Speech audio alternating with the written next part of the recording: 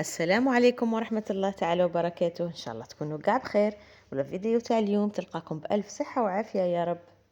كما كنتوا تشوفوا معايا في الصورة، اليوم غادي ندير معكم واحد الكراتان بالبطاطا والطون يجي ولا أروع. غير جربوا الوصفة سهلة، تحضروها بسرعة ما تشدلكمش كاع الوقت. عندي هنايا كمية من البطاطا، وانتم كل واحد على حسب أفراد العائلة تاعه. ما نجمش نقول لكم شحال الحبة تاع البطاطا اللي تستعملوهم. الا كان افراد العائله تاعكم كبير كثروا البطاطا، ولا كنتوا اقل نقصوا البطاطا. انا باغي ندير كميه تاع 3 اشخاص ولا 4 اشخاص، نجموا هاد الكميه ديالكم 4 اشخاص. عندي هنايا حبه تاع البطاطا، وعندي حبه تاع البصل تكون شويه متوسطه، ماشي كبيره بزاف وماشي صغيره، اللي كنت ربيتها. غادي نجيب المقله، غادي ندير فيها 3 مغارف تاع الزيت، ونقلي هاد البصل مليح مليح حتى يدبل معايا.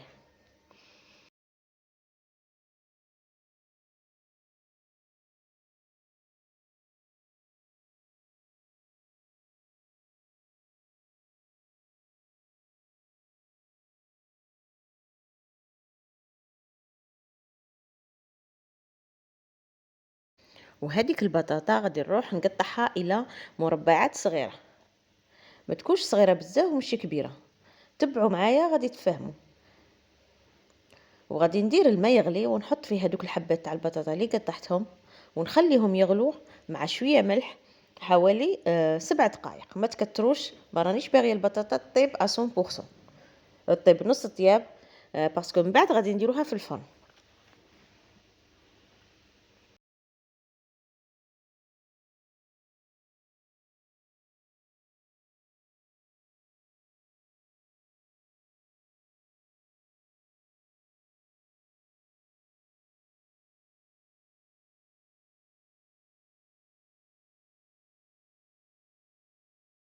كملت كاع الكميه تاع البطاطا تاعي، وغادي نديرها في الماء ونديرها فوق النار تغلي كما قلت لكم.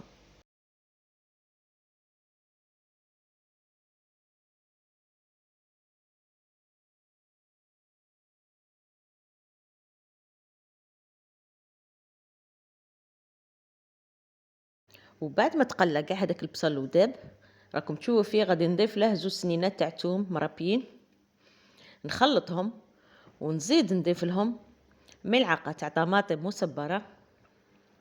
هاد الصلصه تجي بنينه، مع نديروا لها العلبه تاع الطون تجي روعه، واحد البنه فيها ما نحكي لكمش. والملعقه تكون كبيره وما تعمروهاش بزاف تاع الطماطم مصبره. غادي نزيدوا طماطم، حبات تاع طماطم اللي كنت رحيتهم، ونزيدوا لهم العلبه تاع الطون ذوق، تكون قو تاع طوماط ماشي تاع الزيت. هنايا درت العلبه تاع الطون نخلطها، وغادي ندير شويه تاع الملح معاهم، ما تكتروش الملح، فلفل اسود، التوابل هادو هما اللي غادي نديرهم، وشويه تاع الفلفله حمراء. وهنا درت 2 حبات تاع طماطم اللي كنت رحيتهم. نخلط كاع المكونات، نقص عليهم النار ونخليهم حوالي 5 دقائق ونطفي.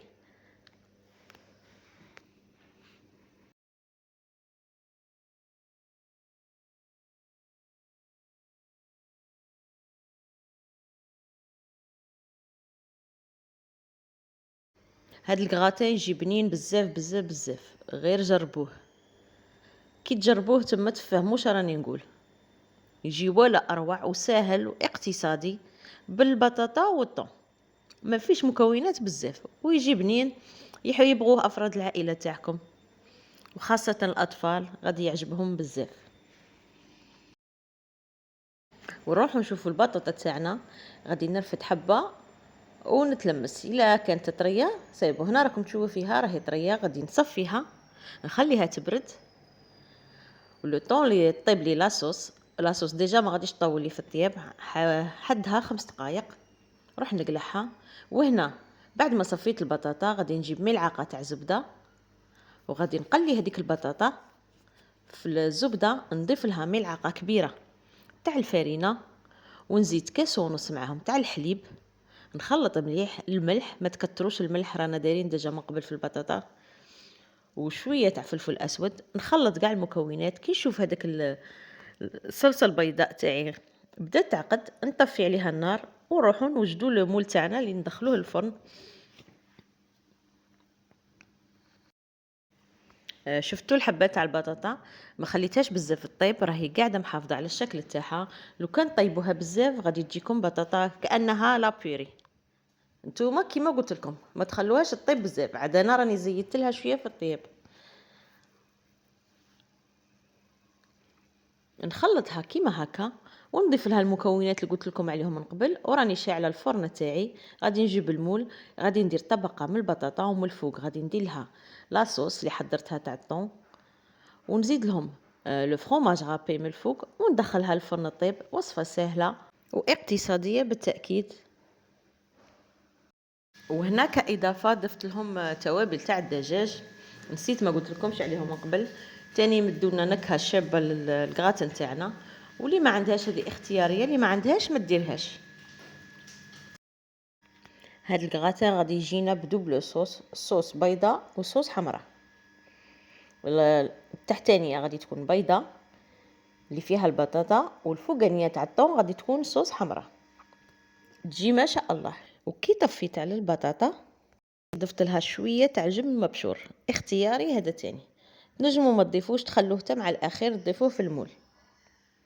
وهنا بالمناسبه بغيت نشكر كاع الاخوات على التعليقات الايجابيه اللي راهم يخلوهم لي، وخاصه اللي راهم يجربوا الوصفات. وبغيت نشكر بالخصوص اختي وحبيبتي ميمي مالك على الثقه اللي راهي دايرتها فيا، وراهي تجرب الوصفات، وراهي تشكرني وتقول لي ناجحين. نقول لك يعطيك الصحه.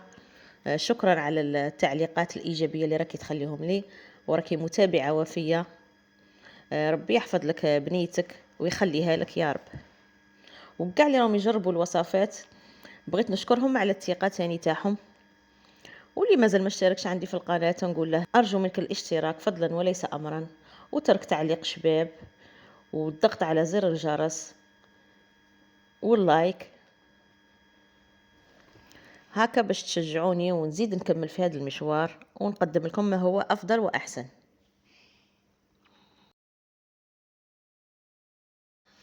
راكم تشوفوا في الوصفه كي سهله، مكاش اسهل من هذا الكراتان.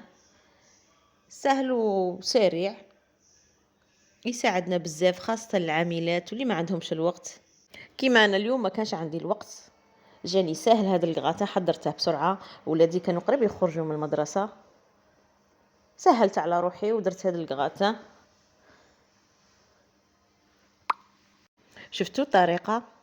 غادي ندخلها الفرن، وهنا غادي يطيب بالخف. كل شيء راه طايب. بطاطا خاصها حدها 10 دقائق، ولاصوص راهي طايبه، ويذوب معايا هذاك الجبن المبشور، ونخرجهم من الفرن.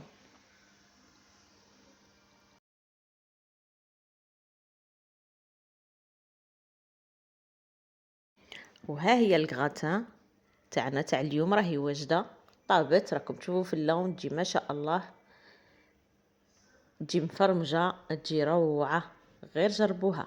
غادي نقسمها معاكم باش تشوفوها كي جات الداخل، وتشوفوا طبقات، طبقه تاع البطاطا وطبقه تاع لاصوص بالطون. تجي خفيفه، راكم تشوفوا فيها كيفاش راهي تتقطع بكل سهوله. وصفه اقتصاديه، انا صراحه عجبتني بزاف. ماذا بيا تجربوها وتخلوا لي آراءكم. وفي الأخير غادي نقول لكم شاهدكم في الجنة، ونتلاقوا في وصفة جديدة إن شاء الله، ومع السلامة.